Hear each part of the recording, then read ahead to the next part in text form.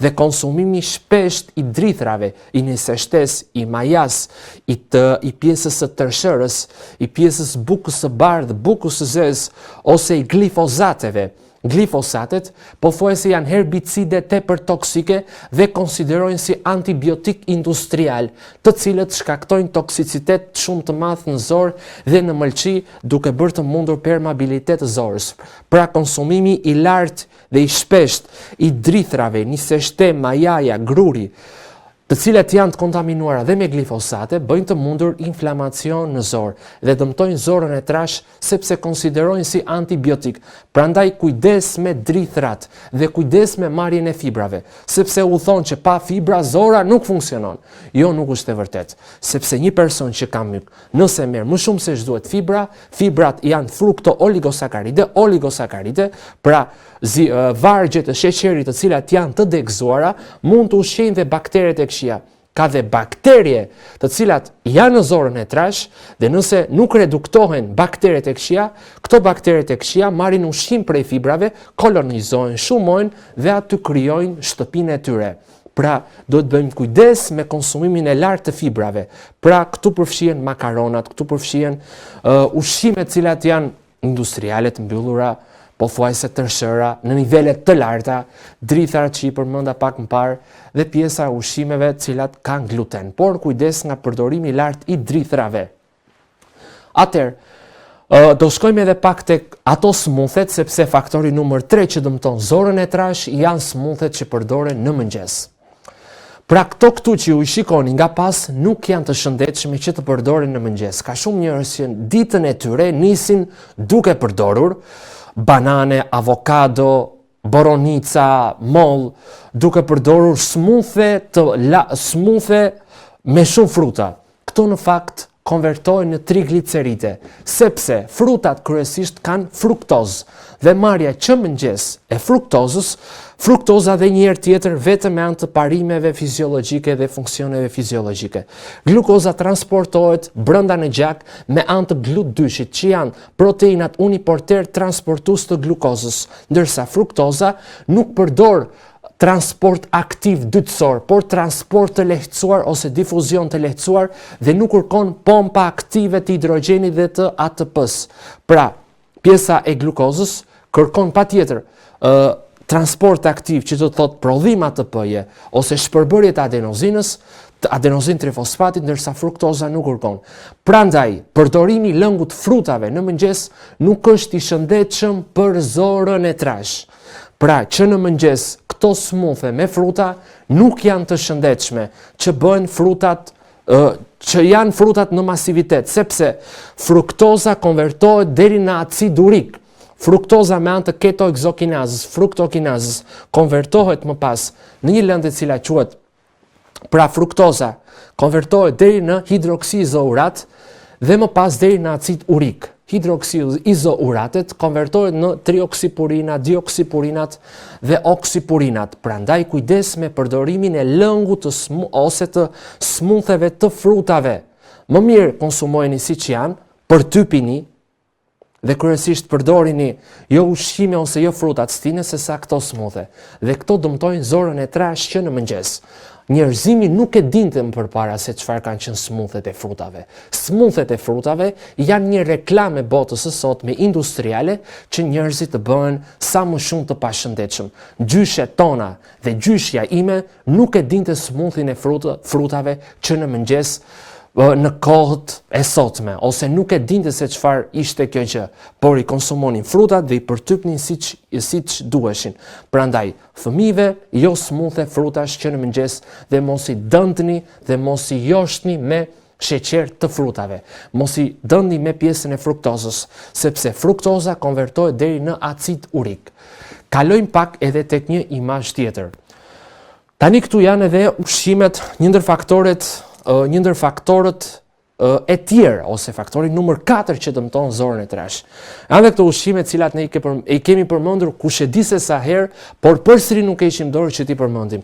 Produktet e mbyllura industriale, pra produktet cilat janë, nuk duhet që t'i them edhe emrin, sepse edhe kur përmenden janë tepër të frikshme.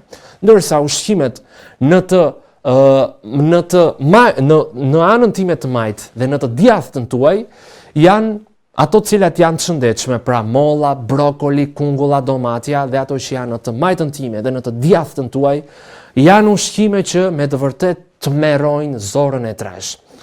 Tani do kalojmë edhe te disa faktorë që pastrojnë zorën e trash. Si fillim tham një faktorët, ka patjetër dhe faktorë të tjerë. Është alkooli, është duhani, është cigaria, produktet e mbyllura, të rafinuara, të industrializuara e të tjerë. Çelësi ku qëndron njërë për të pastruar zorën e trash. Ka procese aq shumë të thjeshta që ne i kemi harruar që t'i bëjmë, sepse jemi mbytur nga informacioni madh në internet. Një ndër gjërat më të lehta që mund të bëjmë, çdo mëngjes nga një lugë çaj vaj ulliri me pak ujë të ngrohtë, ose çdo mëngjes nga një lugë çaj ose kafe vaj ulliri që të jetë origjinal dhe që të jetë bioorganik, jo i kontaminuar, sepse rritet sinteza ose rritet numri një bakteri cili quhet Akkermansia mucinofilia dhe Bifidobacterium longum ose Bifidobacterium brevus. Pra çdo mëngjes nga një lugë kafe ose çaj vaj ulliri dhe mos harroni, sa më të larmishëm të jenë bakteret në zorën e trash, aq më pak mundësi kemi ne që të prekemi nga hipertensioni, nga diabeti. Pra janë sëmundje të rrezikshme këto që eliminohen duke mbajtur të pastra zorët. Zorët janë labirinti më kyç, më jetik në trupin tonë. Kalojmë pak edhe tek një imazh tjetër, që përsëri lidhet me pastrimin e zorës. Unë këtu doja të përmendja pak pjesën e një smoothie që nuk është me fruta. Doa të përmend pak pjesën e majdanozit. Këtu mund të bëni majdanoz me selino, majdanoz me kastravec ose majdanoz me karot, por jo fruta. Pra, konsumimi frutave nuk lejohet. Përpara se të bëni perimet, mund t'i vendosni në ujë me krip ose në sodë buke për të hequr pesticidet dhe lëndët toksike të kontaminuara, të cilat mund të hidhen sipër tyre. Karota përmban 3 antioksidantë që cilat ne i kemi thënë panaksidoli, spatulenoli dhe falkarinoli, ndërsa majdanozi përmban apigenin, apigetrin, betulinik acid, përmban bilobetinën, unkarinën, mitrafilinën. Karota dhe majdanozi janë lëndë esenciale dhe përmbajnë molekula antiproliferative, hepatoprotektive, pankreatikoprotektive, të cilat mbrojnë pankreasin, mëlçin dhe janë përkundrejt dhe metastazave kancerogjene. Pra karota, lëngu i karotës dhe selino dhe majdanozi, nëse bëhen si smooth, vërtet mbrojnë zorën e trash, por të jenë të pastra, gjithnjë pa pesticide. Kemi këtu dhe një formë tjetër, e cila është, unë e kam thënë disa herë, selinoja me majdanozin, që mund të kombinohen së bashku. Selinoja me majdanozin mund të kombinohen dhe me pak limon, por mund të kombinohen dhe me pak vaj ulliri. Këto janë një minirë me antioksidant, me flavonoid, izotiocianate, antocianina, janë një minirë me polifenol, me karotenoid, me beta-karoten, me flavokavain alfa, pra me antioksidant të cilët janë anti-inflamatore, antimikrobiale. Dhe specifiteti këtyre produkteve, i selinos, i majdanozit, i vaj të ullirit, i vaj të kokosit, i karotës, janë sepse janë të pasura me polifenol, janë të pasura me antocianine, janë të pasura me izotiocianate, janë të pasura me metilglikozinolate, janë të pasura me lëndë të cilat quhen, që unë i përmenda pak më parë, me acide fenolike, me triterpenoid, me acid i cili quhet, pra fjala acid që unë po përmend nuk është e dëmshme. Acidet fenolike nuk janë as pak të dëmshme. Acidi hidroksioksidtirukalik ose acidi hidroksibenzoik, acidi hidroksifenilacetik nuk është i dëmshëm. Këto janë acide fenolike ose komponent përbërës të shëndetshme të perimeve, të selinos, të kastravecit, të pjesës majdanozit, të kivit, sepse dhe kivi mbështet mukozën e zorës së trash. Por mos të kalojmë dozën 3 deri në 4 sepse mund të manifestojë dhe me diare. Por me kujdes, përpara se t'i gatuajmë, duhet ose përpara se t'i bëjmë në smooth, që t'i përdorim në sallat, që t'i përdorim në supra të ndryshme, këto duhet të kalojnë një herë në blender, ose duhet të kalojnë një herë në ujë me krip ose në uthull molle. Ka dhe pastrime të tjera të zorës trash, por unë nuk dua të futem tek ajo sepse keq kuptoheni, janë pastrimet e zorës trash të cilat bëhen me klizma, pra klizma me vaj ulliri, klizma me kafe, por ato janë procese të cilat duan shpjegim më të madh.